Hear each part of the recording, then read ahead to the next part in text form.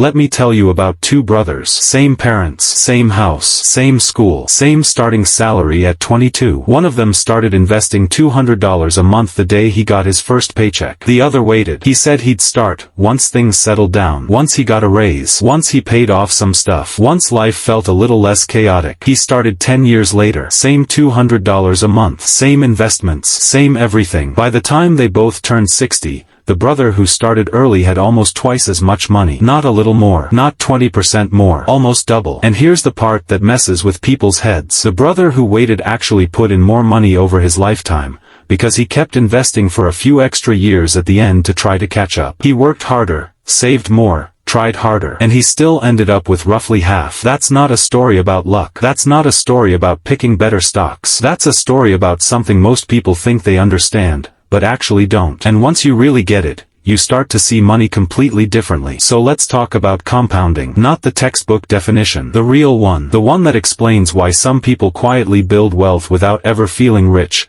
while others earn a fortune and somehow stay broke. Here's the common belief almost everyone walks around with. People think building wealth is about how much money you make. Get a better job, get a raise, get a bonus, and eventually you'll have money. It feels logical. More income equals more money equals more wealth eventually. Simple math, right? Except that's not really how it works. You probably already know someone who earns a great salary and somehow has nothing saved. And you probably know someone who earns a modest income and somehow has built real wealth quietly in the background. If income were the whole story, that wouldn't be possible. The truth is, income determines how much money flows through your life. It does not determine how much money sticks. And the thing that determines how much sticks, and more importantly, how much grows, is time combined with a strange little force that barely looks impressive at first. Let's break compounding down so simply that you'll wonder why no one explained it to you this way before. Imagine you plant a single seed. In year 1, that seed grows into a small plant. Nothing exciting. You might even forget about it. In year 2, that small plant doesn't just grow a little more. It produces more seeds. Those seeds become more plants. Now you don't have one plant growing, you have several. By year 10, you don't have a slightly bigger garden. You have a forest. And nobody planted all those trees. The first one did, just by being given enough time. Money behaves exactly the same way,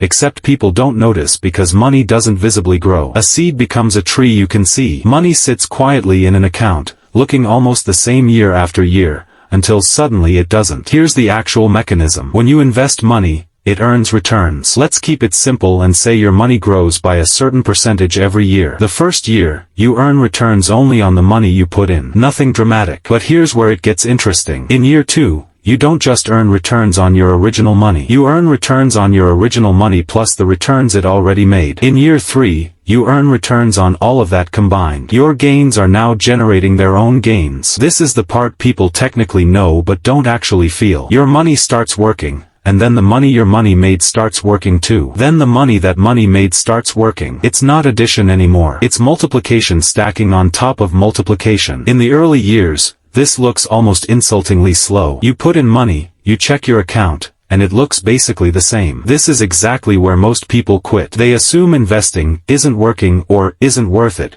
because the early stage of compounding is deliberately unimpressive. It's designed by math to look boring at the start and explosive at the end. Think about folding a piece of paper in half 50 times, if that were physically possible. After 10 folds, it's barely thicker than a notebook. After 20 folds, still not impressive. But by the time you reach 50 folds, mathematically, that paper would be thick enough to reach the sun. Same process the entire time. Folding in half, over and over. Nothing changed about the rule. What changed was how far along the process you were. Compounding works the exact same way. The rule never changes. Time is just doing more and more heavy lifting the longer you let it run. This is why the brother who started 10 years earlier ended up with almost double the money despite contributing less overall. Those first 10 years weren't just 10 years of small contributions. They were 10 years of compounding quietly working in the background, generating returns on returns, long before his brother even started. Now here's where the psychology comes in, because the math alone doesn't explain why people fail at this. Most people don't lose the compounding game because they don't understand the concept. They lose it because of how human brains are wired to think about time and reward. Our brains evolved to value what's immediate and visible. If you do something today, your brain wants to see the payoff today, or at least soon. Compounding violates that completely. It asks you to do something boring and invisible now,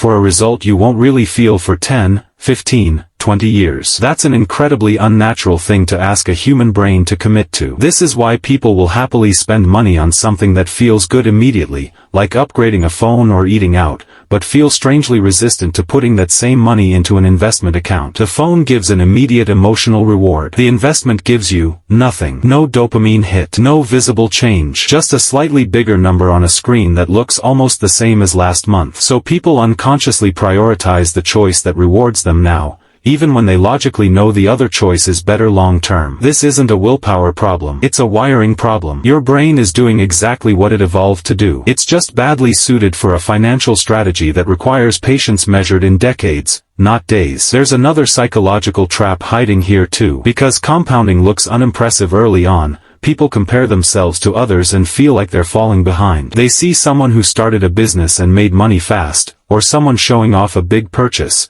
and it feels like everyone else is moving faster. So they abandon the slow, quiet process in favor of something that feels more exciting or more now. But here's the deeper insight most people never connect. Wealth built through compounding doesn't look impressive while it's happening. It looks impressive only when you zoom out and look backward. The years it spent looking boring were not wasted years. They were the years doing the most important work, even though nothing visible was happening. This is the core idea most explanations of compounding completely miss. They tell you compounding is powerful, show you a chart with a curve that shoots up at the end, and leave it there. What they don't explain is that the entire game is fought and won or lost in the boring middle section, the part where nothing seems to be happening and most people quit. Real wealth building isn't about finding some clever trick or perfectly timing the market. It's about surviving the boring part long enough for the invisible part to become visible. The people who build wealth quietly aren't smarter than everyone else. They're just more willing to tolerate years of looking like nothing is happening, because they understand that nothing happening is actually the process working exactly as intended. So what does this actually mean for you, practically? First, starting early matters more than starting big. The brother in our story didn't win because he invested huge amounts. He won because he gave his money more time to multiply on itself. If you're waiting to have enough money before you start investing, you're misunderstanding the game. Time is the ingredient that does the heavy lifting,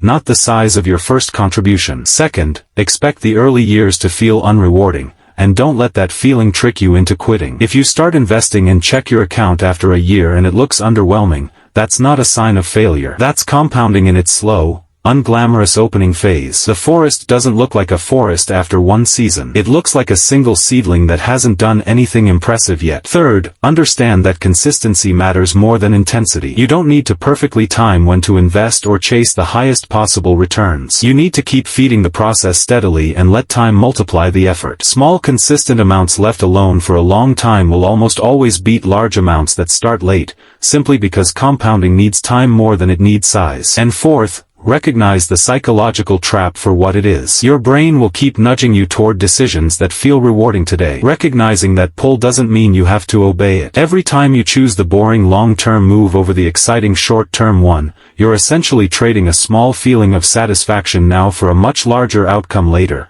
one you may not fully feel until years down the road. That's really the entire secret hiding behind compounding. It's not a secret formula or a hidden trick that only experts know. It's simply this. The process is mathematically guaranteed to work, but it's psychologically uncomfortable to stick with, because it asks you to value a future you can't see over a present you can feel. So the next time your investments look like they're doing nothing, remember the two brothers. Remember the seed that looked unimpressive for years before becoming a forest. Remember the paper that looked thin for 49 folds before reaching the sun on the 50th. Nothing about compounding changes once you understand it. The math stays exactly the same. What changes is you. You stop expecting fireworks early on, and you start respecting the quiet, boring middle for what it really is, the part where the real work is happening, even when you can't see it yet. And that shift, more than any stock pick or income jump, is usually what separates people who eventually build real wealth from people who spend their whole lives waiting for the right time to start.